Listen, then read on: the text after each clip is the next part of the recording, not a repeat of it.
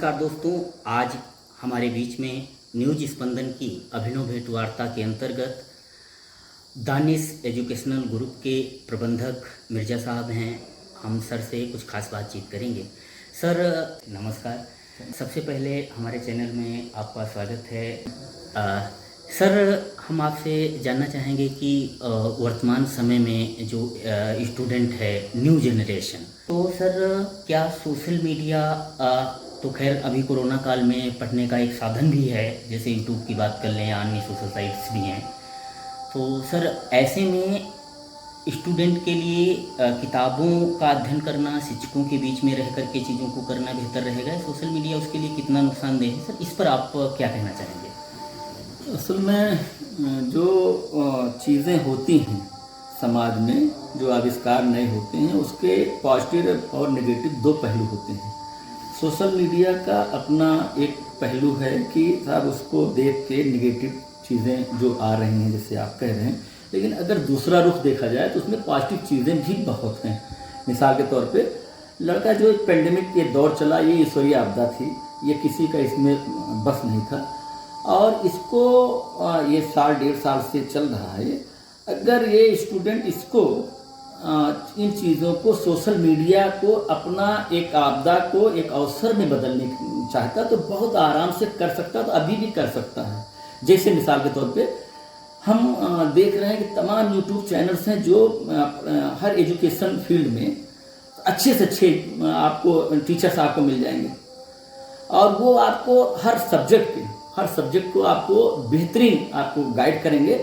तो आप अपनी आपको पूरा टाइम मिल रहा है, किसी से मिलना नहीं है, और इस टाइम को, इस वक्त को आप अपने यूट्यूब के ज़रिए आप इसमें यूटिलाइज कर सकते हैं, अपने एजुकेशन के स्तर को बढ़ा सकते हैं। एक चीज़। दूसरी चीज़ ये है कि बच्चा को जब टाइम, अभी तो तमाम टाइम बाहर जाता था लड़का, और उसका वक्त 24 घंटे में 4-5 घंटे तो यूं ही ज़ाया हो जाता था, चला जाता था, बर्बाद होता था। वो टाइम भी बच रहा है, तो उस टाइम को मैक्सिमम एक विज़न के तहत, एक विज़न जब रहेगा तो उस विज़न के तहत एक टारगेट होगा, उस टारगेट को अचीव करने के लिए प्लानिंग कर ले तो वो बेहतर कर सकता है। अभी एलन मस्क को हम देख रहे थे। एलन मस्क इस वक्त दुनिया का एक क्रांतिकारी आदमी, जिसने क्रांति ला दी। साहब सैटेलाइट बना दिया, और वो जो है स्पेस में जाने के लिए और जो लोगों को ले जाके पर्यटन की तरह इस्तेमाल करना चाह रहा है। बताइए, जो चीज़ इसरो और नासा नहीं कर पाई, और कोई वैज्ञानिक नहीं, कोई साइंटिस्ट नहीं है, और कोई इंजीनियर नहीं है, लेकिन उसने अपना खुद बनाया, जो 3 बार फेल हुआ, ब्लास्ट हुआ, और चौथी बार जाके सेट हुआ, और वो रीयूज हो गया। रीयूज अभी तक जो भी इसरो और नासा ने जो बनाया था, रीयूज नहीं होता था, और वो रीयूज हो रहा है। तो ये इस तरह के अगर चाहे तो बहुत बड़ी कैपेसिटी, बहुत बड़ा अवसर है बच्चों करने के लिए, बशर्ते उसको एक विज़न अगर बना लेगा तो बच्चा यकीनन कुछ भी कर सकता है, और बहुत पोटेंशियल है, ऊपर वाले ने बहुत पोटेंशियल दिया है, बशर्ते उसको किस वे में इस्तेमाल कर रहा है। पॉजिटिव चीज़ें करेगा तो बहुत कुछ कर सकता है, बहुत बड़ा इन्वेंशन कर सकता है। नेगेटिव जाएगा तो बहुत चीज़ें बर्बाद हो सकती हैं। तो सोशल मीडिया का बहुत बड़ा योगदान है समाज को बनाने में, अगर उसको उस पॉजिटिव वे में लिया जाए। सर अभी विद्यार्थियों में बहुत सा मानसिक तनाव है, तो इसके लिए शिक्षक या अभिभावक कौन लोग जिम्मेदार हैं, या उसको तनाव दूर करने के लिए अभिभावक और शिक्षकों की क्या भूमिका हो सकती है? सर इस पर आपका क्या विचार है? देखिए, जो हालात हैं उसमें जाहिर है कि 24 घंटा बच्चा घर पे रह रहा है, और अपनी चीज़ों को अगर निगेटिव में ले जाएगा तो डिप्रेशन बढ़ेगा। और जो जहाँ तक सवाल है कि बच्चा, अभिभावक और शिक्षक का क्या रोल है उसके फ्यूचर बनाने में, उसको जो है बेहतर करने में, उसके फ्यूचर को, देखिए ये डे टू डे लाइफ की बात होती है कि जो डेली की जो रूटीन होता है वो पूरा उसके संस्कार होता है, उसी को तरबियत कहते हैं। तो जो उसके पेरेंट्स करते हैं, जाहिर है कि वो बच्चे पे असरात होते हैं। जो कहते हैं उस पर असर नहीं होता, जो करते हैं उस पर असर होता है। तो कोशिश ये होनी चाहिए कि एक जनरल बात कर रहा है, ये पेंडेमिक के लिए नहीं बात कर रहे हैं, जनरल स्टूडेंट के लिए बात कर रहे हैं, जनरल गार्जियन के लिए बात कर रहे हैं, कि जो जैसे माँ बाप उसका आइडियल होता है, जो करता है, जो करते हुए देखता है वही बच्चा करता है। जो कहते हुए जो बच्चा कहेगा गार्जियन वो नहीं करेगा, जो करता हुआ दिखाई पड़ेगा। सपोज कीजिए वो अगर सिगरेट पी रहा है, पान खा रहा है, तो जाहिर है बच्चा इसको जान लीजिए कि आज नहीं कल तो करना जी सर। 90% चांसेस होते हैं। तो वो चूँकि आइडियल होता है। इसी तरह शिक्षक होता है, वो जाहिर है कि वो बेहतर करने की कोशिश करता है, लेकिन इसमें भाई 5-6 घंटे रहता है स्कूल में बच्चा, 18-19 घंटे तो आपका घर पे रहता है बच्चा, तो ज़्यादातर रोल मॉडल तो आपका घर है। इसलिए घर के माहौल को बेहतर बनाने की कोशिश हो, और बच्चे को जाहिर है कि जो आपका सोशल मीडिया है, जो मोबाइल है, ये चीज़ों से दूर रखें। उसमें पॉजिटिव चीज़ों को तो लें, जैसे यूट्यूब है, तमाम चीज़ें हैं जो बच्चे की पढ़ाई में इस्तेमाल हो रही हैं, लेकिन और चीज़ों से कोशिश हर उसको अपने वॉच करता रहे क्या कर रहा है बच्चा। वरना हालात ये बने हुए हैं कि आपका बच्चा छोटेपन से मोबाइल आपको दे रहे हैं, प्यार मोहब्बत से मोबाइल उसके पास चला जा रहा है, और उसको तो एहसास नहीं हो रहा कि साहब आज तो दे रहा है, रो रहा है, उसको दे दीजिए, लेकिन वो एडिक्ट हो रहा है, उसका एडिक्शन हो रहा है, और आज नहीं तो कल उसके लिए वो दिक्कतें हो जाए, फिर उसकी भी नहीं सुनेगा, वही डिप्रेशन ऐसा हो जाएगा, तो बच्चे जाके उसको खुदकशी भी कर रहे हैं, सुसाइड कर रहे हैं, और तमाम गड़बड़ियाँ पैदा हो रही हैं। तो कोशिश ये हो कि फ्रॉम द बिगनिंग, शुरुआत से ही इन चीज़ों पे ध्यान रखने की ज़रूरत है। इसी को हम संस्कार कहते हैं, इसी को हम तरबियत कहते हैं। जब इन चीज़ों पे ध्यान रहेगा तो जाहिर है बच्चे को डे टू डे लाइफ में अपने चीज़ों को लेगा, कि अच्छी चीज़ों को लेगा, तो चीज़ें एक बेहतर शक्ल में आएंगी। हम अभी गए थे, हम साउथ गए थे, तो साउथ मेरे बेटे का मैंने एग्ज़ाम उसमें एडमिशन करा दिया एक IIT फाउंडेशन कोर्स में।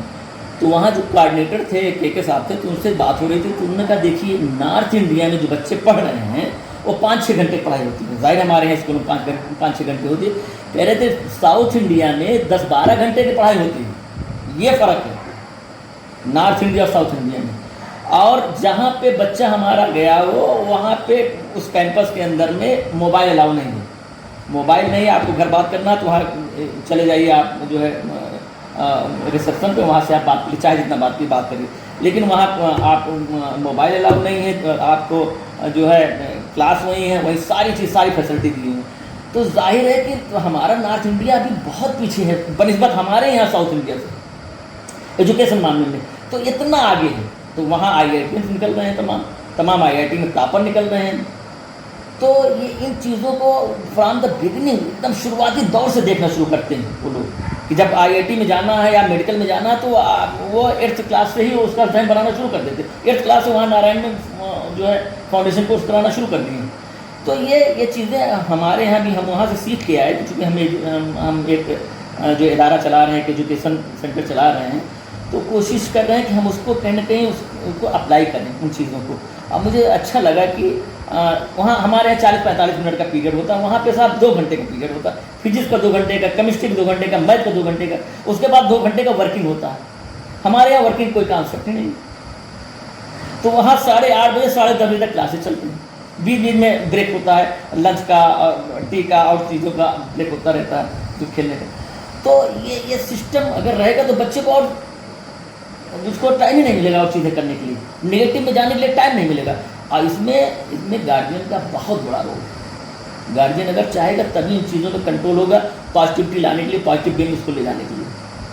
ये हम गार्जियन की, हमारी और हमारे टीचर्स की भी बहुत बड़ी जिम्मेदारी है कि नई जनरेशन को अगर हम इस तरह करेंगे तो बेहतर रिजल्ट आएगा। विद्यार्थी के जीवन में प्रैक्टिकल का कितना महत्व है सर, इस पर आप क्या कहेंगे? देखिए, ये प्रैक्टिकल का हमारी ज़िंदगी में बहुत बड़ा महत्व है, नो डाउट। और जब तक हम थ्योरी पढ़ते हैं, लेकिन जब तक प्रैक्टिकल नहीं करेंगे, उसको हम प्रैक्टिकली देख नहीं लेंगे करके, तो जाहिर है वो चीज़ें हम ग्रैस्प नहीं कर पाते, नहीं कर पाएंगे बच्चा। और बता दूं आपका कि सारे जो उसका ग्रोथ है, कोई भी बच्चे का डेवलपमेंट है, विकास है, ग्रोथ है, और उसका सक्सेस जो है, अब मैं उस पर ले जाता हूँ आपको, उसका सक्सेस मोटिव तो उसका ज़िंदगी में सक्सेस होना है। थ्योरी पढ़ के, प्रैक्टिकल करके उसका क्या करना है कि ज़िंदगी में एज ए ह्यूमन बीइंग वो बेहतर एक इंसान बन जाए। यही तो है, एक बेहतर इंसान बन जाए, यही मोटिव है। जी सर। और उसको उसमें जो है उसको तो बहुत बड़ा रोल उसका उसके एटीट्यूड का होता है, उसकी सोच का होता है। जो ग्रोथ हुआ है, जिसको पूरा हिस्ट्री उठा के तवारीख देख लीजिए, जो टॉप पे गए हैं उसमें एजुकेशन का महत्व है, लेकिन कितना है? 15 से 20%। जी सर। 80% उसकी अपनी सोच का महत्व है। तो उसकी सोच इस तरह बनाई जाए कि जाहिर है उसकी सोच पॉजिटिव हो और बेहतर ऊंचाई की तरफ ले जाने वाली हो। और हर इंसान अपनी सोच का प्रोडक्ट होता है, जो सोच होती है वही बन जाता है। अगर उसने सोच, उसके अंदर ये सोच है कि मैं सोसाइटी, एक बढ़िया सोसाइटी चाहता हूँ जहाँ बहुत अच्छी तालीम हो, बहुत अच्छे लोग हों, बुराई खत्म हो जाए, तो जाहिर है कि उसका पूरा ब्रेन उसको सपोर्ट करने लगता है। जैसे मिसाल के तौर पे एक 3 भाई हैं साहब के, 3 लड़के हैं, और एक लड़का IAS तैयारी कर रहा है और एक लड़का जो है उसमें जो टीचिंग की तैयारी कर रहा है, एक लड़का कुछ नहीं कर रहा है। तो जाहिर है कि सब उसके घर वाले किसको ज़्यादा काम देंगे? जो कुछ नहीं कर रहा है। तो वो एक कहावत है ना साहब की, जो पूरी कायनात, अगर कोई चीज़ आदमी सोच लेता है, पूरी कायनात उसको पूरा करने में लग जाती है। तो इसलिए सोच बड़ी रहे तो अपने आप बेहतर चीज़ें निकल के आएंगी। हमको हमारी सोच ये होगी कि साहब एक बेहतर, हमको एक समाज बनाना है। एक उस समाज कब बेहतर बनेगा? जब एजुकेशन बेहतर होगा। एजुकेशन कब बेहतर होगा? जब हमारे एक बच्चे बेहतर होंगे। जब फ्रॉम द बिगनिंग हम उनको संस्कार तरबियत देते हुए लेके जाएंगे, तब एक बेहतर चीज़ें निकल के आएंगी। एक दिन का एक प्रोसेस नहीं, एक लंबा प्रोसेस है। इसको गार्जियन को समझना होगा। जी सर। और कुछ भी मुश्किल नहीं है, कुछ भी मुश्किल नहीं। मैं अपने जो है बच्चों को कहना चाहता हूँ कि कुछ भी मुश्किल नहीं है।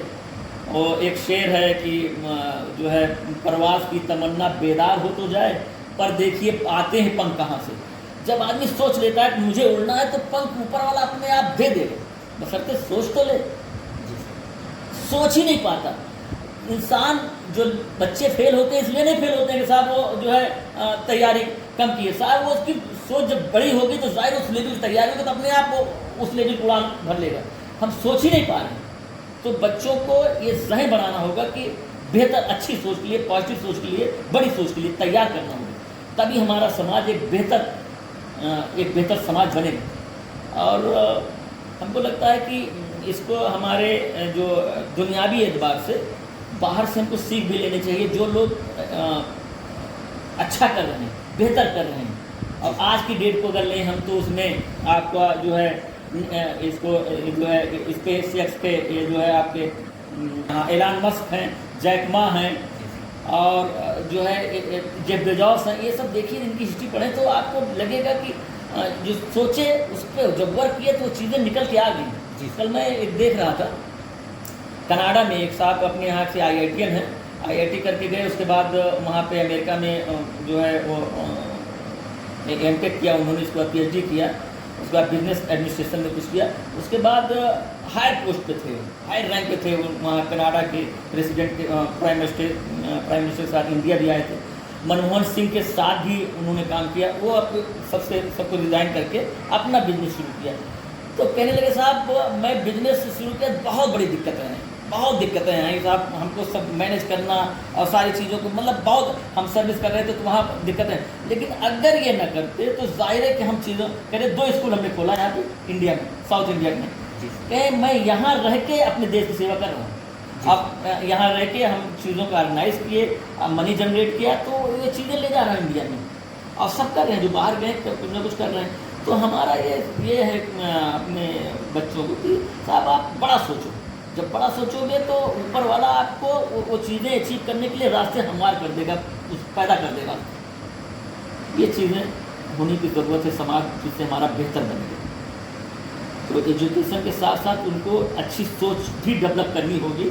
हमारी भी जिम्मेदारी, गार्जियन की भी जिम्मेदारी है, हमारे शिक्षक की भी जिम्मेदारी है। ये दोनों लोग मिल के करेंगे तो बेहतर हमारा समाज बनेगा। जब बेहतर समाज बनेगा, जाहिर बेहतर हमारा एक देश बनेगा। जी सर, हमारे चैनल के जरिए आप विद्यार्थियों को क्या संदेश देना चाहेंगे कि किस तरीके से वो अपने जो है करियर में सफलता अर्जित करें और वो सफल एक जो विद्यालय का कोटेशन होता है, शिक्षार्थ आइए सेवार्थ जाइए, सर ये संकल्पना किस तरह से पूरी कर सकते हैं?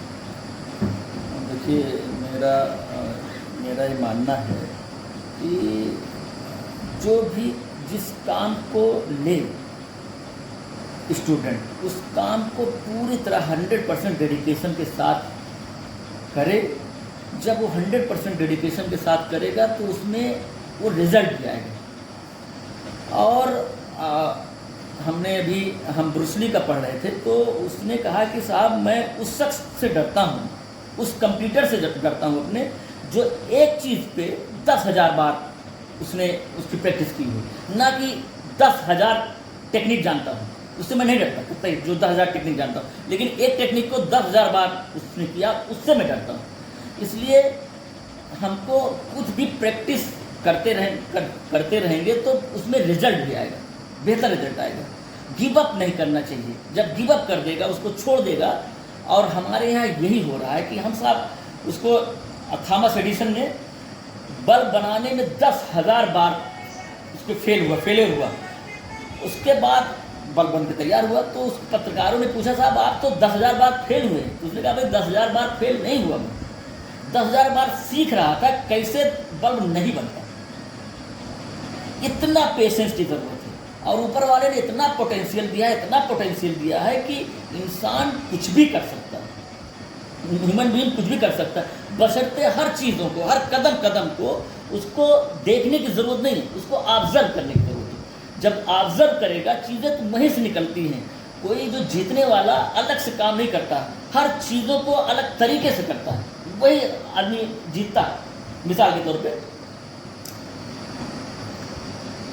आपका सेब, आईपीएल तो हमेशा गिरता था ना, नीचे ही जाता था, सब देखते थे। ये जब से दुनिया कायम है अभी तक हो रहा। लेकिन न्यूटन ने देखा साहब कि सेब गिर रहा है, तो उसको देखा साहब नीचे, ऊपर क्यों नहीं जा रहा, नीचे क्यों आ रहा है। तो उसने उसको देखा, एक ग्रेविटेशनल फोर्स बना दिया। पक्षी हमेशा, चिड़ियाँ उड़ती हैं, सब हम हमेशा देखते हैं, भाई नज़रअंदाज नहीं हो रहा, हो नहीं। लेकिन राइट ब्रदर्स ने देखा, उसको ऑब्जर्व किया तो साहब वहाँ से हवाई जहाज निकला।